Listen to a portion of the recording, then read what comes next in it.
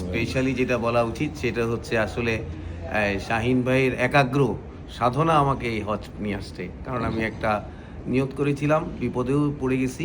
তারপরে উনি যেভাবে লেগেছিলেন দিনের পর দিন মাস ধৈর্য ধরে, সেটার কারণেই হজটা করা সম্ভব হলো।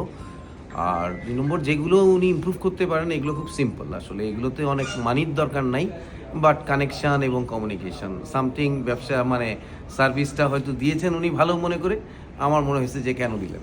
তো এইটা কমিউনিকেশনটা হলে এটা 100 হতো। খাওয়ার বিষয়ে একটা ওভারঅল বাংলাদেশী সমস্যা আছে। কারণ এটা হয়তো ধর্ম মন্ত্রণালয়ে করতে হবে, উনার করার কিছু নাই। অথবা এখানে যারা বড় অপারেটর তারা চিন্তা করতে হবে। বাংলাদেশের ফুড পয়সা কিন্তু খরচ হচ্ছে সেম, টেস্ট অ্যান্ড চয়েস এবং মানে আত্মার যে তৃপ্তি বাংলাদেশের হলুদ মরিচে কষানো যে বিষয়টা সেইটা আসলে হয় না।